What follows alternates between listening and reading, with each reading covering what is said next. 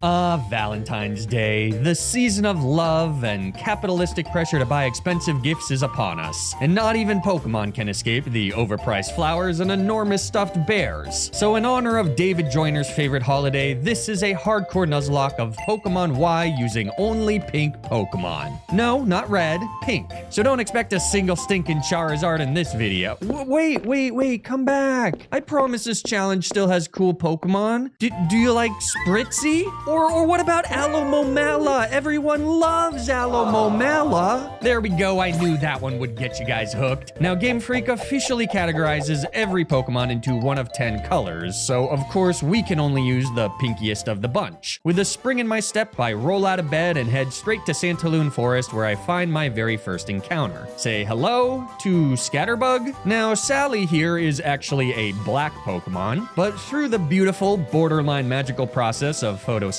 Sally will evolve into a Vivillon, whose multiple different patterns lie in different color categories. So for pink, we'll need either Vivillon's classic meadow pattern or their fancy pattern. Wait, what? Okay, either I'm colorblind or that butterfly is absolutely white and green, right? This isn't one of those dressed things, is it? Regardless, Fancy Vivillon is an event-exclusive Pokemon for a game released 12 years ago, so unless I'm planning on inventing time travel, which I'm not yet, I've got to shoot for the Meadow pattern, which is dependent on the region settings of my very real Nintendo 3DS. The Meadow pattern is native to France, so prior to starting this playthrough, I made sure to take a tax-deductible flight to Paris, the second most romantic city in the world, Cleveland, Ohio. And under the Eiffel Tower, freshly baked croissant in one hand, cigarette in the other, I finally evolve Harry into his beautiful final form. Alright, well, fortunately, Uncle Jimtendo's here to help out, and with a little bit of Valentine's Day magic, we do indeed get a wonderfully pink Vivillon. Thanks, Uncle Jay, you've saved Valentine's Day. So finally, with a pink pal to call my own, it's time to take on the buggy first gym leader. Viola leads with Surskit, who is little to no match for our pink princess. We trade a flurry of Strugel Boojles and even get Viola to burn a potion on her lame little pond skater before the blue beastie goes down, with Sally still at over half HP. Unfortunately, that puts us in a genuinely awful position because Viola's ace is her own pink princess, and the issue is that this royal knows Infestation. Despite its low base power of 20, Infestation hacks away 1/8 of our max HP every turn, and that is very much a problem. Our damage output simply isn't enough to overcome the recurring chip, and despite Sally's best efforts, we're suddenly staring down an incredibly early wipe. This leaves me with a conundrum. Theoretically, I could repeat this fight over and over and over again with new versions of Sally the Vivillon until I get good enough stun spore luck that Viola's ace gets paralyzed enough times in a row for me to take the dub. But that is a deeply unserious strategy and a massive waste of time. Alternatively, I could lean on hyper training to buff up our butterfly's effort values for a better matchup, but that too feels pretty lame, and I personally like to limit the use of EVs in these less challenging playthroughs. Fortunately, there is a secret third option.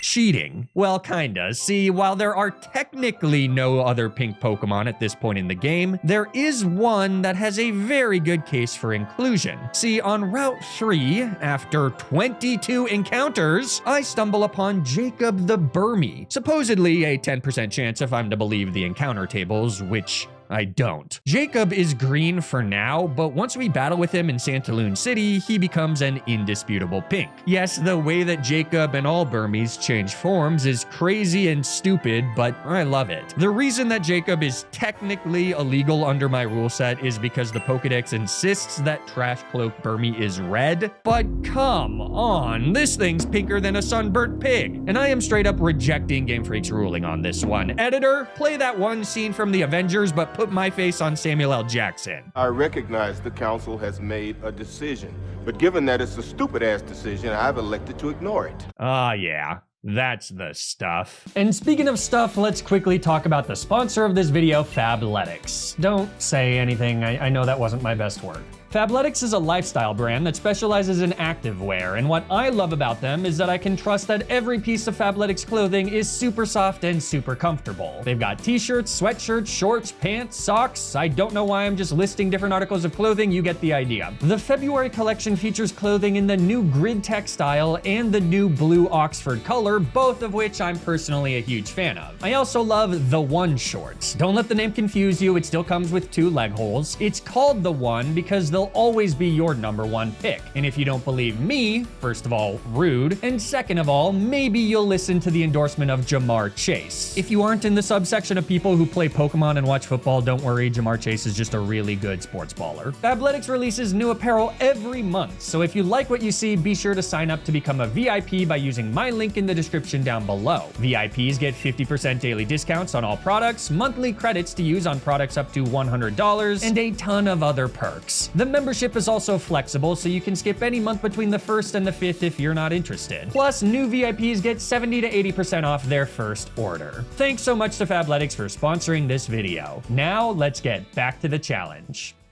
Well, with 2 members in Pink Inc., we're back at the Santaloon gym for a rematch against Viola. Once again, Surskit falls after 3 of our Strugulius Boojules, burning our foe's potion in the process. But now, as Vivillon takes the field, we pivot into Jacob, who tanks a heavy tackle and then an infestation before firing back what can only be described as the lowest damage roll I have ever seen. Vivillon responds by using Harden, and Jacob follows that up with an even weaker tackle, which I would have thought was impossible. Unfortunately, because infestation prevents switching, Jacob's future is no longer in his hands. Are those hands? Or like legs? Now, viewer, I must confess something to you here. Jacob was always going to die. He's simply too controversial to stay in the land of the living. Is Jacob green, red, pink, black? That's too much of a risk to keep on the team past this point. I could get arrested. So after landing one final tackle, Vivillon's infestation drains the last bit of life from little Jacob's carapace, and our sacrificial lamb bug hedge thing goes down for good. Rest in peace, Jacob. You may not have found true love, but you very well might have done just enough to keep this run alive. Harry returns to once again face off in the mirror match and opens with a compound eyes boosted stun spore, paralyzing the opposing butterfly as an expected infestation comes out and starts the clock of doom. What follows is a war of attrition, tackle after tackle, but thanks to a timely paralysis and eventually being freed from infestation, Harry limps with 3 HP into what could very well be his final turn alive. Despite Jacob's hard work and valiant sacrifice, it looks like we're gonna come up just short of the KO. And unless we score a full paralysis, Viola will once again claim victory. But there's nothing else to do. So after a quick prayer to the diaper-cladded cherub that is St. Valentine, we full send a tackle. And Harry lands the critical hit. I can't believe it. It's a Valentine's Day miracle. That is just like you, Harry. You do things like that, and you make it impossible for me to hate you. Well, with that, we swipe the badge from Viola, bury dearest Jacob deep inside the box, and look ahead to the next section of the run. Because before the second gym, there's a ridiculous number of pink encounters, and all of them are certified bangers. First up is another allegedly 10% encounter on Route 4, which naturally takes me 30 separate encounters to find. No, just kidding, I lied. 30 would be ridiculous. It takes me 60 fucking encounters to find a 10% skitty. And sure, Vivian may not seem like that was worth it now, what with her normalize ability, which is quite literally one of the worst abilities in the game, but rest assured, once we get a moonstone, we'll be able to do nothing because Delcatty is purple. After that fiasco, it's a relief that on Route 6, we immediately stumble into our next pink protagonist, Lloyd the Audino. I'm not surprised to find Lloyd here, but I am shocked by the complete absence of a boombox. From here, the party continues by setting off fireworks in the middle of the day, something I will never not mention because it is very, very weird. And following that dazzling spectacle of pyrotechnics, Riviere Walk turns into something of an after party for all things pink. First up is Summer the Hoppip, and I mean, come on, Pokemon. Look at that smile. Like our pretty woman, she'll never be able to evolve, but she's still got a role on the team. I just love how she makes me feel. Like anything's possible, or like life might actually be worth it. Another resident of Riviere Walk is Sally the Flamboyant Spritzy, who Harry takes an immediate liking to. I don't think they'll be able to stay just friends. Somehow, the spark between those two is even more impressive than that daytime fireworks show. Moving through Connecting Cave, we stumble upon a Whismur, but Harry, juiced up on hormones, sends the Velveteen Rabbit straight to the grave before I get a chance to catch her. Damn, I was really hoping for a second Hoennian normal type that can't evolve. Fortunately, on the other side of Connecting Cave lies a much better prize than a stupid Whismur. After picking up the old rod from the Ambrid Aquarium and fishing on Route 8 for, again, what can only be described as a god-awful amount of time, we finally reel in Kathleen the Love Disc. Oh yeah, this team is packing some serious heat. I'm getting third-degree burns just by standing next to these absolute legends. Fortunately, in Silage Town, I can snag a sachet, and by once again calling up my personal Valentine's Day angel, Sally evolves into an Aromatisse. Now, despite a full team of 6, my standard Collusion anime rule states that I have to match my opponent's party size for all gym members and Elite Four battles. Since the second gym leader, Grant, only uses Amara and Tyrant, we're only allowed to bring 2 Pokemon as well. And I'm not exactly thrilled with our current fleet, but I do have an idea to give us a bit more firepower. On Route 10, we can encounter the angriest member of Pink Inc. so far, William the Snubble, and luckily for us, at the extremely reasonable level of 23, we can evolve him into...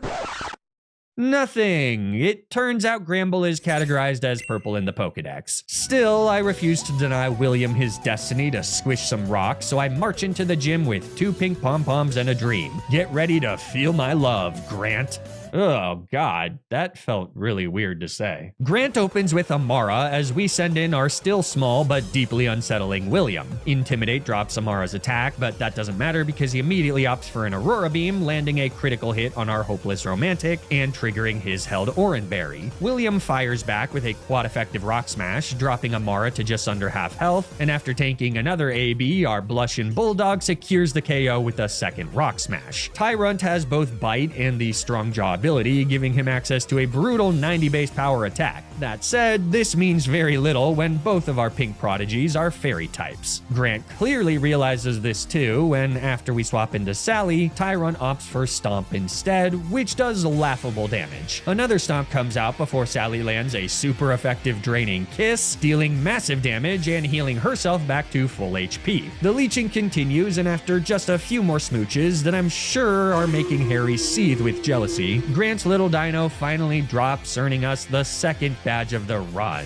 Considering how luck-oriented the fight against Viola ended up being, this is a genuinely lovely change of pace. And maybe our team is better than I gave it credit for. Or maybe this game is really easy. Now, I don't know about you, but I've checked my watch and it's officially time for another encounter. Back on Route 10, I catch the brownest pink Pokemon you've ever seen, Joe the Eevee, but that's only for a moment, because after a little love in Pokemon-Ami featuring a steady diet of treats and some light head pats, all I gotta do is find someone willing to donate enough experience points for a level up. Karina generously volunteers, and her 2 Lucarios are more than enough to push Joe to level 21. So after the fight is won, nothing happens. As it turns out, Pokemon-Ami is not a feature I often interact with, which becomes obvious very quickly as I'm unclear on both what I'm doing and how long I'm supposed to be doing it for. I feed Joe more cakes, I apply more pats, I play whatever the hell this yarn game is, masterfully I might add, until eventually Joe's affection is high enough for him to evolve into a probably diabetic Sylveon. Now, Sylveon is a monster at any point in the game, but getting one before the 3rd gym is frankly absurd. With a 525 BST and both special stats soaring past 100, Joe is even more terrifying than William. Or he would be if I hadn't completely thrown the Pokemon-Ami tutorial into the bin and missed out on Draining Kiss, meaning that I won't get a stab fairy type move until level 37. Regardless, Joe is still better than Summer, so he joins the squad as we move on to the Shalor City gym to face off once again against the fighting type gym leader Karina. And turns out that Aromatisse is a ridiculously good Pokemon. Apparently, Sally learns Moonblast, basically the strongest fairy-type move in the game, at level 32. So just a few hits. Wait, what's on Sally's butt? Is that like buttons? Like fleshy buttons? Oh, gross. Anyways, thanks to a lunar-powered masterclass, the third Collision badge is ours, and we leave the gym with all 3 of my Pokemon at full HP. And riding that momentum, we head straight into Route 12 in search of our next set of pink encounters. First, a Slowpoke named Andy, who would have been a significantly better sponsorship segue if I had encountered her in the first 5 minutes of the video. Catching her here is completely forgettable compared to what comes next, because my god, this might be the feistiest Pokemon I have ever seen. This chica here wants absolutely nothing to do with me. From chugging milk to building up rollouts, this heifer was hell-bent on staying wild. But nothing stops Dr. One Ball HG in the long run. And after an exhausting amount of switching, dodging, and lobbing, we finally tame the beast and name her B. For no reason, don't think about it too hard. Thankfully, our next encounter is far more cooperative as we pick up Eggward the Execute, who can never evolve and will never be seen or heard from again. I genuinely don't even remember who he's named after. At this point, I decide to backtrack to Reflection Cave to catch... a Mr. Mime. What a creepy little freak this guy is. I get that Pokemon come in a range of different designs, and now there's over 1,000 of them, but how was this guy one of the first ones they ever created? All right, a turtle with a squirrel's tail. That'll be very cute. Anybody else got any ideas? Oh, I do. Okay, yeah, let's hear it. How about a mime?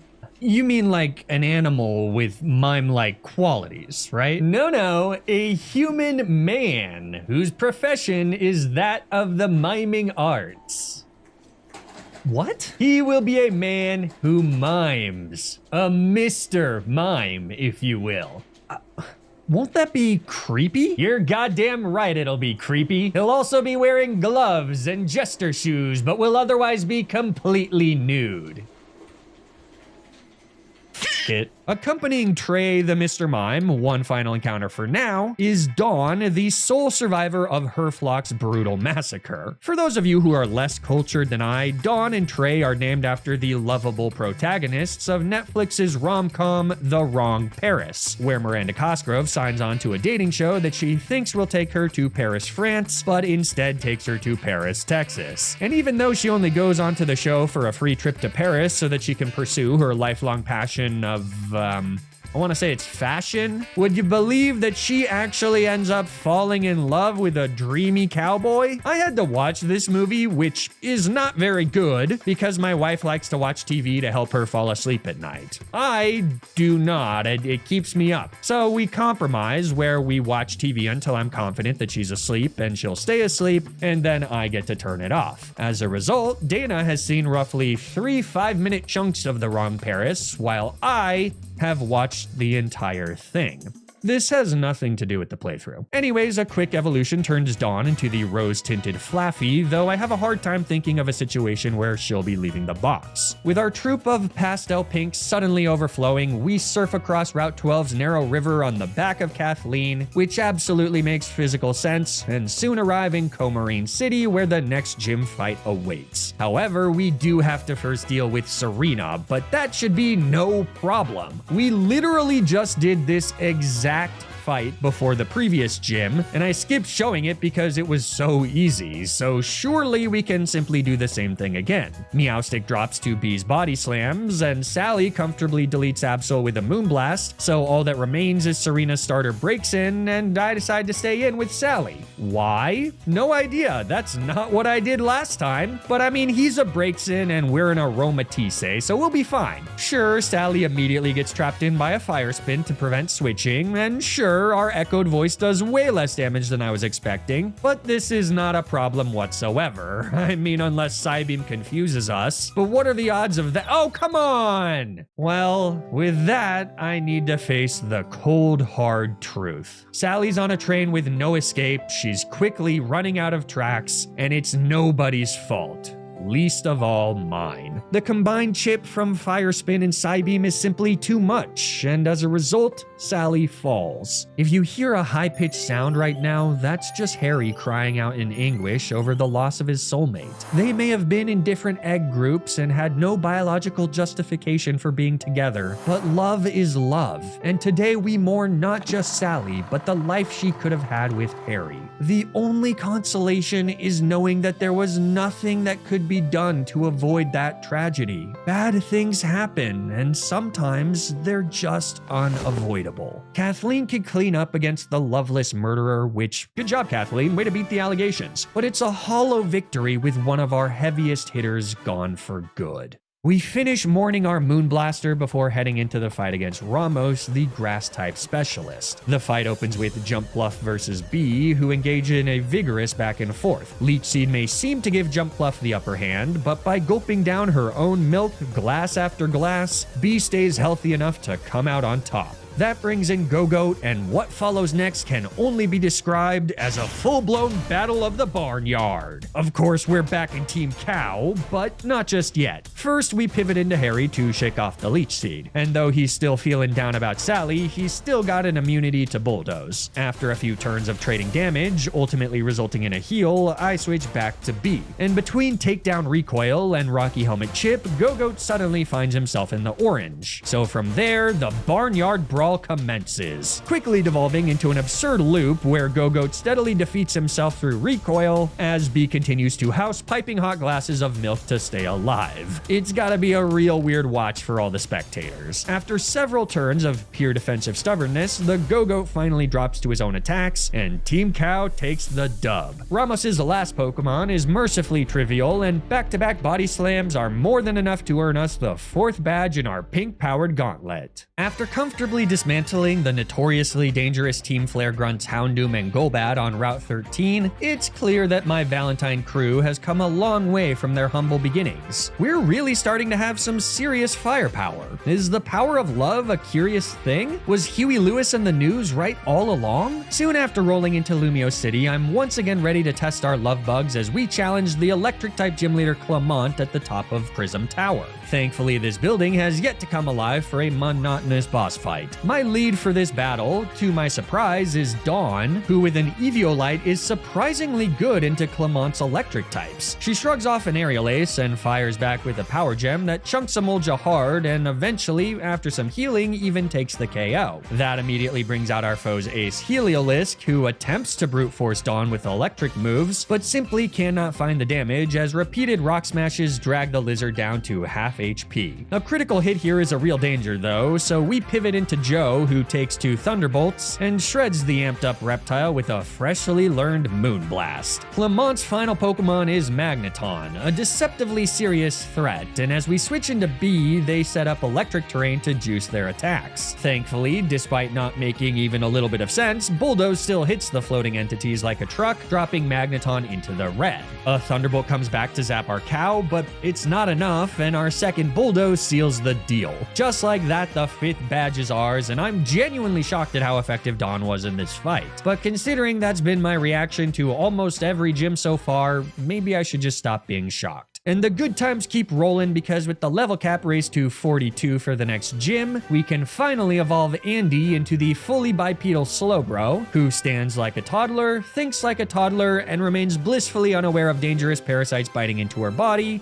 like a toddler. And while Andy does move with the urgency of someone who's found the Fountain of Youth, aka the person that's driving in front of me anytime I'm on a single lane road, that doesn't mean that she can't be used as an instrument of revenge. So when Serena challenges us on Route 14, we're out for blood in the name of Sally the Aromatisse, and our newly juiced up teammate wastes no time washing away Delphox with a surf, Harry gleefully cheering from the sidelines. Revenge won't ever truly heal Harry's heart, but it's the first time I've seen him smile in quite some time. Next up is Valerie, the fairy-type specialist, and it's fair to say we've got quite a lot in common. With such a large chunk of our roster sharing her typing, our team actually overlaps with 2 of her Pokemon. So with B, Joe, and Trey, we head in to see who's truly the fairest of them all. Or should I say, the fairiest of them all? Get it? Valerie leads with Mawile, and though iron defenses mean that this takes a little bit of time, there's really nothing this thing can do to Bee and her super effective bulldozes. The Mrs. Mr. Mime comes out next, and I absolutely refuse to let this handsy freak anywhere near Bee, so Trey enters to establish his creepy dominance. Valerie's mime sets up Reflect, and we instantly lock her in with Encore, so from there we're free to electrocute the pervert until she falls, and Valerie brings in her ace Sylveon. Trey moves first and lands a Psychic, only for Sylveon to fire back with a nasty dazzling gleam. Another Psychic drops our foe to half, but then their next hit nearly knocks Trey out, leaving him clinging on at 19 HP. Despite my inner monologue suggesting we simply let Trey die for the greater good of Kalos, guilt wins out and I pivot into Joe, who shrugs off dazzling gleams far more comfortably. Valerie goes for a charm, which does absolutely nothing of value, and 2 Moonblasts later our pink reflection finally falls. Just like that, Valerie's defeated and our fairy firing squad moves on. From here, I can make my way to Route 16, unlocking several new encounters. Something that sounds exciting until you realize that it requires fishing with my new super rod, an activity that I despise. What do you mean there's nothing biting? What do you mean I reeled it in too slow? This sucks! Still, I'm able to add Share the Corsola to the team without much resistance. But the 5% Gorbis, that's a different story altogether. Because this stupid pink fish takes me over 50 encounters and 22 minutes to find. Yeah, I spent the entire length of an NBC sitcom episode looking for a Pokemon that I will probably never use. Why? Because I am a slave to the bit, and despite the entire message of my last video, I will never accept the truth of the sunk cost fallacy. But okay, now that that's over, it's time for the moment literally every single one of you has been waiting for since the beginning of the video. It's motherfucking Alomomola time, baby! Alan's on the team, it's time to party!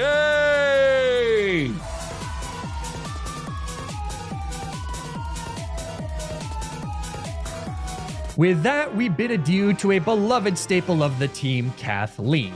You remember Kathleen, right? Her highlights included surfing us across a small gap of water and being heart-shaped in a Valentine's Day themed video. Sorry, Kathleen, it's not personal, but we need to make a bigger splash, and Madison's the one for the job. In her debut, she effortlessly trounces Serena's Delphox with a single surf, so maybe she was worth those 22 minutes of my life. Anyways, we're now ready to face off against the Psychic-type gym leader Olympia. For this fight, Bee finally gets a well-earned rest as we bring Harry, Trey, and Andy to take on her mind-reading trio. Olympia opens with her Sigilif, and Trey immediately fires off a super-effective Thunderbolt to drop her into the yellow. In response, the Flying Rune sets up Light Screen, which gives us the perfect opportunity to encore her on the following turn. Now, I could just finish the job here with another Thunderbolt, but if I do, then Olympia sends out Meowstic, who threatens a super-effective Shadow Ball, as well as a potential Calm Mind setup. So instead, the plan is to use the Encore turns to pivot into Harry, secure the KO with a Bug-type move, and force Olympia to instead bring out Slowking next thanks to her quad-effective Power Gem.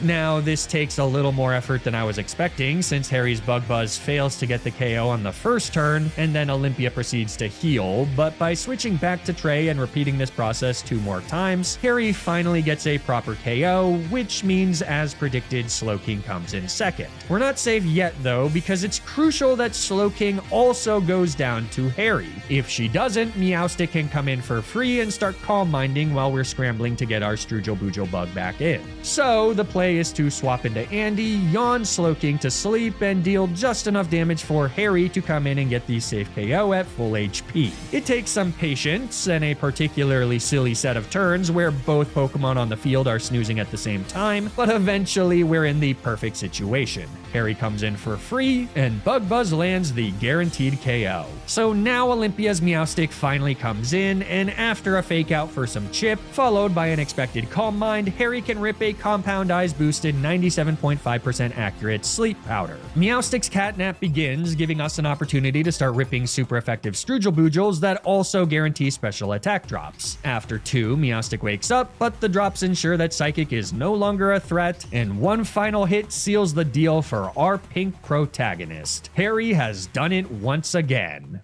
Throughout our Peppy Pink adventure, we've repeatedly found ourselves sidetracked by Team Flare's nonsense, and now it's led into a fight against Lysandre himself. This should be no problem for Trey, who's become something of a cult favorite in this run. I mean, not any cult I'm a part of, but surely there's some sort of mime-worshipping cult somewhere out there. And honestly, perhaps I've been too harsh to dear old Trey. He may be creepy and French. What's the difference? But he's carried entire sections of the run on his back with Encore, and he's about to completely sweep Lysandre with Psychic and Zap Plate boosted Thunderbolts.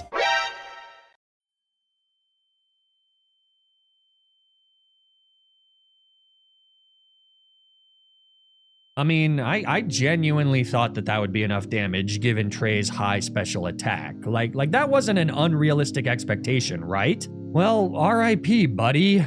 It may have only been for like 5 seconds before your death, but I really did consider you a friend. Anyways, after finishing off Lysandre, we bury Trey in the box and then immediately fight Lysandre again. And then 3 minutes later, we fight him for a third time. Either Lysandre is a masochist, or the dude simply cannot take a hint because we're about to go up 3-0. In this final matchup, he does Mega Evolve his Gyarados, but we actually have the perfect answer. William the Snubble.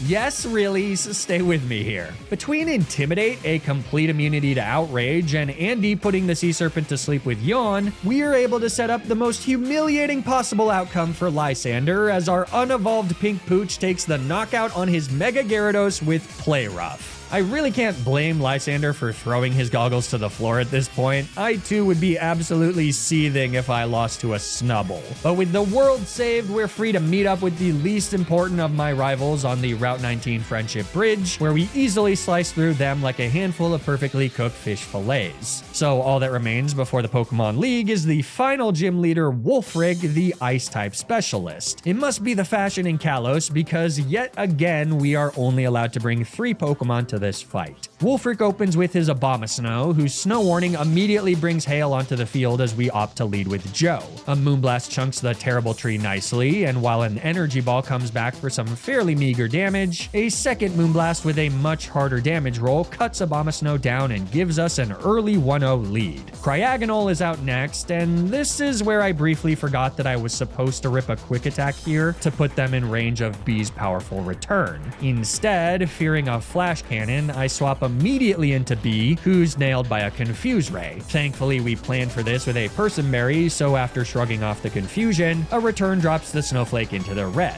Naturally, though, Cryogonal responds with another Confuse Ray, so anticipating a heal, I decide to pivot back into Joe. Now anticipating that Wolfic will reset the Hail, I stay in to rip a Moonblast, and then follow that up with a Quick Attack for just a little bit of added damage. From here, I decide to switch to Andy, who can ignore confusions entirely thanks to her ability Own Tempo. She also pretty handily shrugs off an Ice Beam as we finally take the kill on Cryogonal with a Flamethrower. That could have been significantly cleaner, but a win is a win, and that is a win. Wolfric's Ace Avalugg is last, and I'm convinced Curse is coming, so we stay in with Andy and rip off an absurdly strong Flamethrower that drops the Sentient Iceberg deep into the red. My read, however, is wrong, and Avalugg opts for a super effective Crunch, slamming Andy all the way down to 49 HP. The silver lining is that Rocky Helmet Chip finishes off Avalugg, so just like that, the 8th and final badge is ours. Pink Ink has done it once again, and through love, tenderness, and devotions to all things cute, we skate out of the final gym having unlocked a shot at becoming the Kalos champion.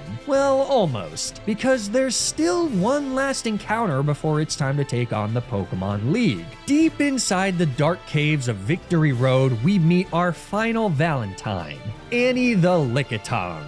Did you even know that Lickitung was in Pokemon X and Y? I mean, of course you didn't, because no one would be so foolish as to bring this salmon-colored slobber into the Elite Four.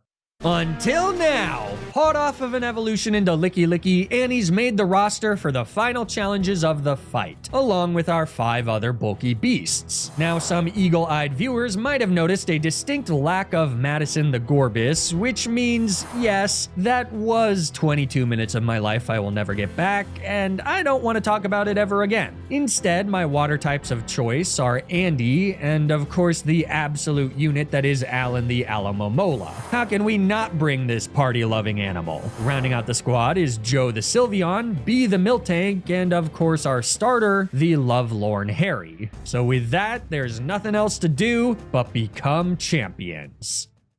The level cap of 65 is the same level as each Elite Four member's ace, and because we can tackle these battles in any order, there's no clear first fight from a level perspective, though naturally some of these matchups will be easier than others. So I start with Malva, whose team can be genuinely threatening thanks to a strong mix of fire-type attackers, which on paper makes Harry an absolutely ridiculous choice for one of the 4 Pokemon I'm able to bring to this fight, given his propensity to light up like a daytime fireworks show from even the slightest of flames. However, Harry has a signature move called Powder, and for anyone unfamiliar, Powder is a priority move that causes any fire-type attack used on that turn to instead blow up in the user's face and deal 25% of their max HP. And since Malva is too stupid to realize what's going on, her Pyroar proceeds to blow herself to smithereens over the course of 12 deeply humiliating turns that also waste all of Malva's healing items. Torkoal comes out next, and using a wide lens, we can ensure that Harry lands a Compound Eyes boosted Sleep Powder. This grants a slightly safer switch to Andy, who takes full advantage of the situation and waterboards the sleeping Terrapin. Chandelure is next, and a special attacking Nightmare if left unchecked, so we rotate into B, who is immediately hit with Confuse Ray. Not wanting to gamble with confusion turns, we decide to swap into Andy, and then back into B, only to get confused again. That's okay though, because after a few more rotations, B finally comes in cleanly on a Shadow Ball and lands a Bulldoze that drops Chandelure below 50%. With her HP low enough and my cow confused once more, I decide to pivot into Alan, who shrugs off a small flamethrower before finishing the job with an Aqua Jet. That brings out Malva's ace Talonflame, a legitimate threat thanks to a combination of Flare Blitz and Brave Bird. Right on cue, the Fiery Fowl dives headfirst at Alan, but our fish's unparalleled bulk lets him comfortably survive and respond with a waterfall that brings our foe into the red before then sealing the knockout with another priority Aqua Jet. Just like that, Malva goes down with surprisingly little resistance, and we're just 3 wins away from the champion fight. Wikstrom is up next, and this time I'm swapping out Harry, the hero, for Annie, the, well, licky slobbery thing, as we prepare to take on the man wrapped head to toe in steel armor. Really makes you think what he's been up to in the Pokemon universe. Like, what war is he preparing for? Does he know something I don't? Regardless, Wikstrom leads with Klefki, and Andy returns for another attempted Elite Four beatdown. Klefki immediately sets spikes to make rotations miserable, but Andy's flamethrower absolutely nukes them down into the red. Of course, Wikstrom heals straight away, which gives us the perfect window to use Yawn, though that does allow Klefki to then fire back with Torment on the next turn, preventing us from using the same move twice in a row. With that restriction in place, I have to plan this KO properly so that I can still use Flamethrower to get the KO on the Scizor that comes in next. Unfortunately, the result is that Klefki wakes up from their nap and clips us with a Dazzling Gleam, which is just enough damage that Scizor can now get the KO with a critical hit. Without any other options, though, I have no choice but to risk it. And Andy comes out on top. With 62 HP remaining, Wikstrom is forced to send out Probopass next, and this is now Annie's cue to take the stage. Things immediately get clunky as Probopass manages to land a paralysis that prevents Annie from ultimately taking the KO on her fellow Sinnohan evolution. Instead, she'll have to settle for an assist as Alan pivots in and cleans things up with another Aqua Jet, once again proving his excellent value to Pink Ink. Wikstrom's Ace Aegislash enters last and immediately goes for a King's Shield as we use Wish. And though I had originally planned on bringing B out to finish off the Haunted Sword, Alan ends up needing no help whatsoever. He really is just too bulky to fail, and just a few turns later, everyone's favorite fish has closed out another battle in the Pokemon League.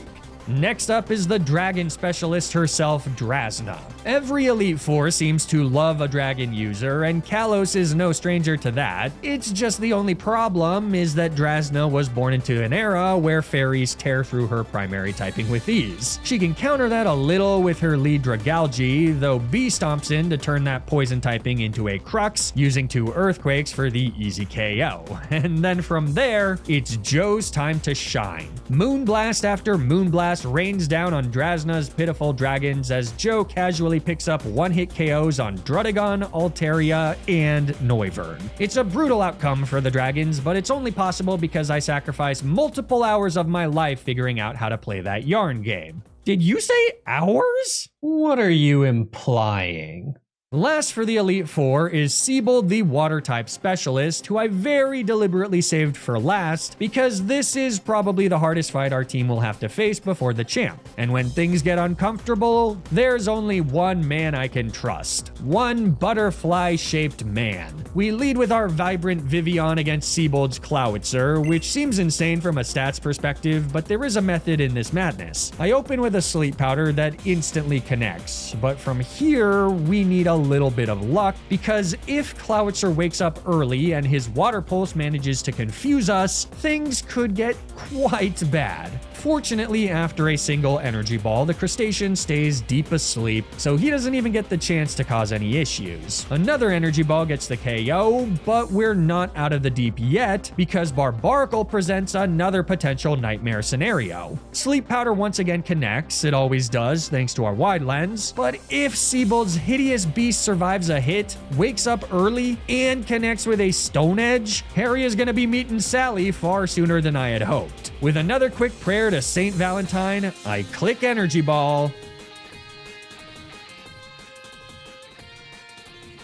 And that gets the KO. It is a quad effective move, but there was exactly 1 of 16 damage rolls that can actually miss out on that KO. So for all intents and purposes, that was a coin toss, a 50-50. It either happens or it doesn't, and thankfully we got the right result. From there, Siebold sends out Gyarados, which can be scary because of Dragon Dance, but after Harry puts his 3rd subsequent foe to sleep, I pivot into Annie. Now Dados does wake up, but even after a single Dragon Dance, Annie is free to ignore whatever he does next and fire off a single Thunderbolt for the clean Oko. Suck it, Trey, you've been replaced by a new and improved pervert. Starmie is Siebold's final Pokemon, but even with a light screen, they can't endure Annie's onslaughts that ultimately seals the win against Siebold and punches our ticket to the fight against the Colosian champ.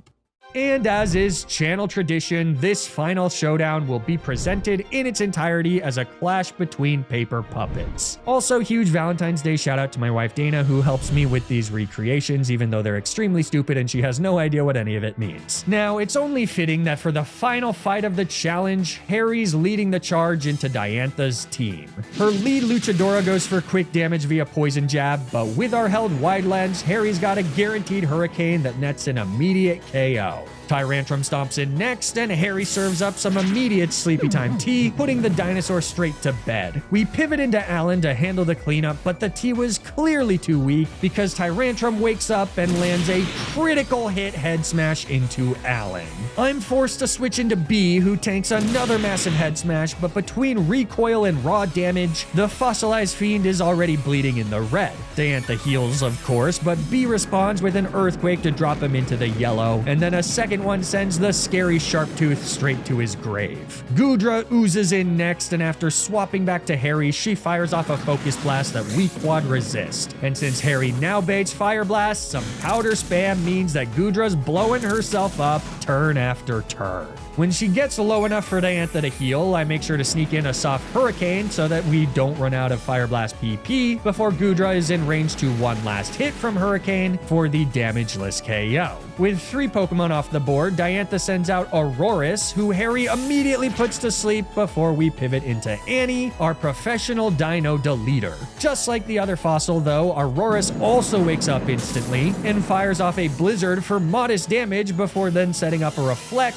that now dulls Annie's Earthquakes. Even so, the constant back and forth of Blizzards and Earthquakes wears Aurorus down into the deep red, where once again I call upon Alan, who dodges a Blizzard and claims another knock knock out with his deadly priority Aqua Jet. Looking for a super effective angle, Diantha now brings in Gourgeist. So for the third time this fight, we call Harry back in to tank a quad-resisted C-Bomb and score another KO with a 100% accurate Hurricane. Diantha simply has no way to stop the Hurricane, Sally fueling his might from the great beyond. Last is Gardevoir, who Mega Evolves into a very legitimate threat, but for the last time ever, Harry does what Harry does best. He puts her to sleep, granting Joe the advantage needed to close things out. It's Mega versus Evolution. Moonblasts are traded back and forth, and this time Lady Luck seems to be favoring Pink Ink, because with a few special attack drops, Joe's able to weather Diantha's ace and her seemingly endless supply of full restores. Gardevoir rips one last Moonblast and brings Joe down to just 22 HP, but with that, the game is over. With his umpteenth Moonblast, Joe at long last takes the KO and Gardevoir falls, winning us not just the battle against Diantha, but the entire run. Through love, devotion, and a ridiculous amount of pink, this Valentine's Day squad stands proud at the tippy top of Kalos. Though we had our fair share of loss, the love we have for each other will stand the test of time, forever enshrined in the Hall of Fame. As always, thank you all so much for watching, and if you enjoyed this video, consider leaving a like and subscribing to the channel. Or don't, I don't know, but stay tuned for more Nuzlocke content, and until then, remember to always, always, always play around the critical hit.